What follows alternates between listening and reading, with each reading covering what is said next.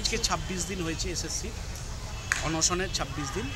এখনো পর্যন্ত সরকার পক্ষ থেকে কোনো মানে তেমন আশ্বাস কিছু পাওয়া যায়নি।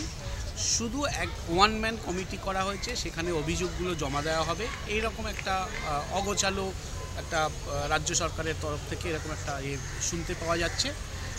কিন্তু এরা প্রথমত এদের দুটো দাবি।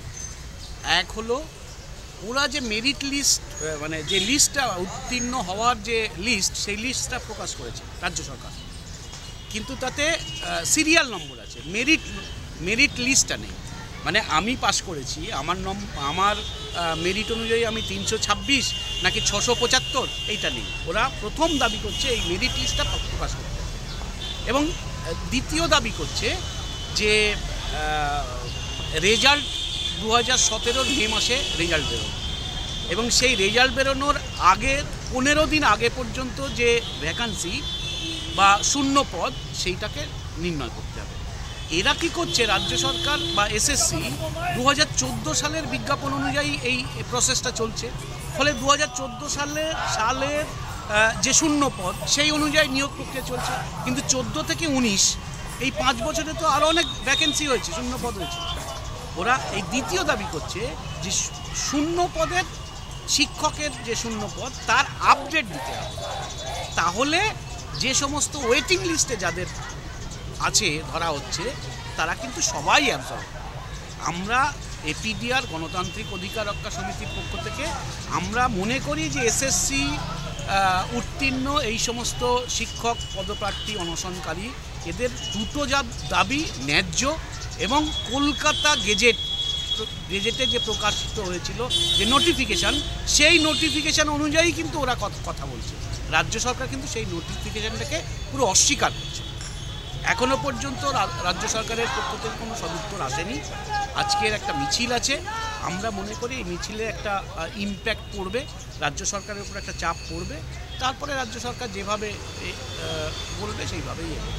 আমরা এদের দাবিগুলোর প্রতি একেবারে সহমত, এবং আমরা মনে করি দাবির ন্যায্যতা আছে, আমরা তাই এদের সঙ্গে আছি এবং শেষ পর্যন্ত থাকব।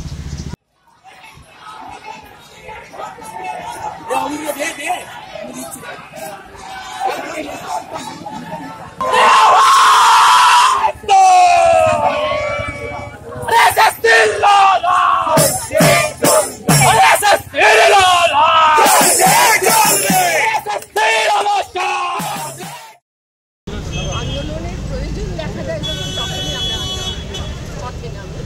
আমরা সহমর্মী শুধু নই, আমরা সকল যোদ্ধার ভূমিকায় নামতে চাই। এরা সত্যি সত্যি নিজেদের প্রাণকে বাজি রেখেছে সামান্য একটা চাকরির জন্য। সামান্য চাকরি মানে স্কুলে পড়ানোকে সামান্য বলছি না, চাকরিটা মানুষের জীবনে কতটা, কিন্তু সে তার জন্য প্রাণকে বাজি রেখেছে।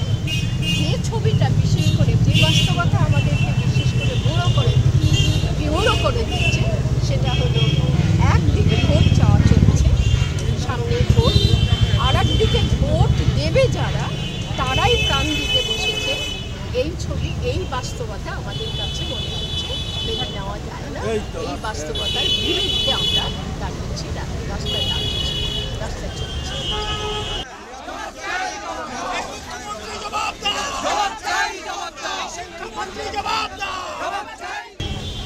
পশ্চিমবাংলায় সাম্প্রতিককালে প্রতিবাদটা কমে গেছে, রাস্তায় আর মিছিল দেখা যায় না, স্লোগান শোনা যায় না।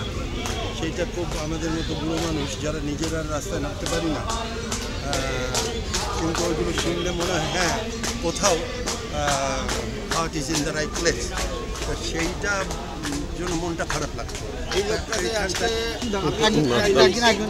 এইখানটায় এসে মনে হচ্ছে যে প্রতিবাদ আছে, এবং একটা সহজ কথা যেটা খুব দুঃখের আর কি, এই পার্থ যে শিক্ষামন্ত্রী আমাদের, আরও সব এরাও তো এই সব মানুষদের মতো সাধারণ মানুষ, ওদেরও অ্যানাটমি ভাগ করে বিচ্ছেদ করলে একই, ওদের রক্তের রং যা আমাদের রক্তের রং এক, তাহলে এই ভাগাভাগিটা কেন? তারা কেন দেবার মানুষ আর এরা সবাই নেবার মানুষ, ওরা সবাই দেনেওয়ালা এরা ভিখারি তা তো নয়, সকলেই তো।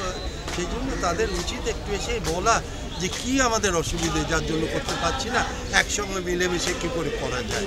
এইটা কি তো রাজনীতির লোকেরা তো they must be accountable to the public, এবং সেই ক্ষেত্রে they have a responsibility rather an obligation to explain in public যে কেন তারা করতে পারছে না। আর তাহলে দেশে যদি না পারেন ছেড়ে দিন। কেউ তো জোর করে বলেন ওরে তুই ওই চেয়ারে বসে না থাকলে সূর্য কালকে উঠবে না, এরকম তো নয়।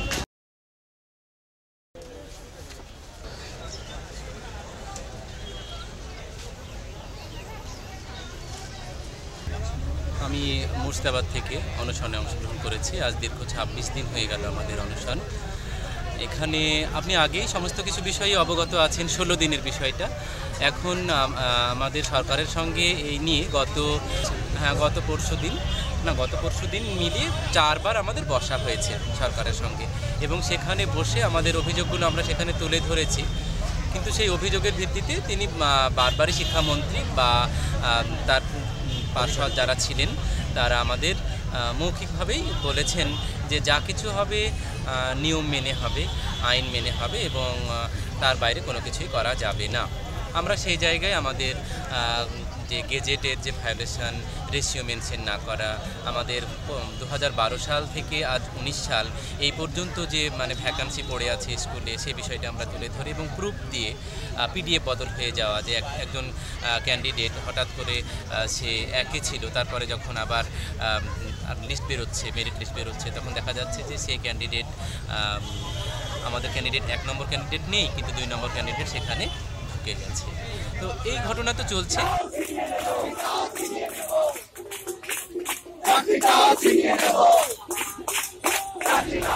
এরা আজকে 4-5 বছর ধরে 16 সালে পরীক্ষা নিয়েছে, তারপরে তারা প্যানেল করেছে, তারপরে ওয়েটিং লিস্ট করেছে।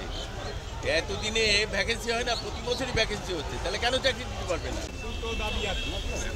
এক হচ্ছে অবিলম্বে রাজ্য সরকারকে আপনাদের হাতে নিয়োগপত্র তুলে দিতে হবে, আর 2 নম্বর হচ্ছে যে সরকারের তরফে একটা মানবিক আচরণ করতে হবে। অর্থাৎ এখন যেভাবে আছে এবং গত 2-3 দিনে পুলিশের যে নির্যাতন হয়েছে, আমরা জানি না যে একটা সভ্য সরকার, তার পুলিশ অথবা তার সেনাবাহিনী যাই হোক না, তারা কি করে তাদের ছেলে মেয়েদের এইভাবে রাখতে পারে। আমরা আবার বলছি যে অবিলম্বে সরকারকে নিয়োগপত্র দিতে হবে, সেটাই একমাত্র দাবি, এর বাইরে দ্বিতীয় কোনো নেই। আমরা স্পষ্টভাবে বলতে চাই একটা জিনিস, যে নির্বাচনের অজুহাতে এটাকে আটকে রাখার মতো কোনো কারণ নেই।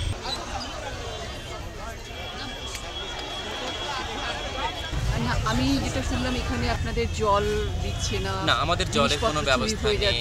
হ্যাঁ, জিনিসপত্র আমাদের 3 জনের ব্যাগ চুরি হয়ে গিয়েছে, কিছু টাকা পয়সা ছিল সেগুলো চুরি হয়ে গিয়েছে, এবং মোবাইল হারিয়ে গিয়েছে। হ্যাঁ, আমরা মশার যে পৌরসভা থেকে অন্তত যে সহযোগিতাগুলো পাই, এক কথায় কলকাতায় তো বিভিন্ন জায়গায় দেখেছি পাই, কিন্তু আমরা যারা হবু শিক্ষক, যারা সমাজ গড়ার কারিগর, তাদের জন্য এই ব্যবস্থা নেই। আমরা একদম সরকারের কোনো সহযোগিতা এখন পর্যন্ত পাই।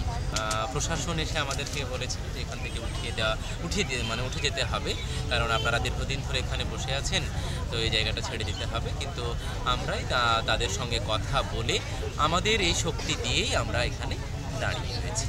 আর সেই সঙ্গে বিশিষ্ট লেখক লেখিকা, সমাজসেবী সংগঠন বা অন্যান্য যে সংগঠন যারা কাজ করেন, তারা আমাদের পাশে এসে দাঁড়িয়েছেন। তারা বলেছেন যে তোমরা তোমাদের মতো করে দেখো, আমরা তোমাদের পাশে আছি বলেছেন। আমরা অরাজনৈতিকভাবেই আমাদের এই সংগঠন, আমাদের এই অনশন চালিয়ে যাচ্ছি।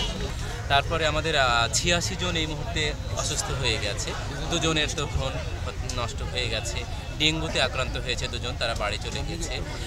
প্রায় 2-4 জনের চোখের সমস্যা হয়ে গেছে। আমি নিজে 7 দিন আমার টয়লেটের সঙ্গে ব্লাড চলে যাচ্ছিল, এবং আরও 2-1 জনের রক্ত আমাশা হয়েছে। এই একটা কন্ডিশন। তো তারপরে সরকার পক্ষে থেকে আমাদের একটুখানি যেটা আশা দিয়েছেন, যে একটা 5 সদস্যের টিম তৈরি করা হয়েছে, যেটা গত পরশু দিন বলেছে যে 5 সদস্যের টিম তৈরি করে দেওয়া হলো আপনাদের জন্য। সেখানে আপনারা আপনাদের অভিযোগগুলো এসে জানাবেন, এবং অভিযোগের ভিত্তিতে আমরা দেখব যে আপনাদের মানে যে যুক্তি দেখাচ্ছেন, যে অভিযোগগুলো করছেন তার কতটা যৌক্তিকতা রয়েছে, তো তার উপরে তারা একটা ডিসিশন নেবেন এইটুকু বলেছেন। কিন্তু কোনো কিছুই তারা লিখিত আশ্বাস আমাদের দেননি। তাই আমাদের এই অনশন চলছে এবং চলবে যতক্ষণ না আমরা সঠিক প্রতিশ্রুতি পাচ্ছি।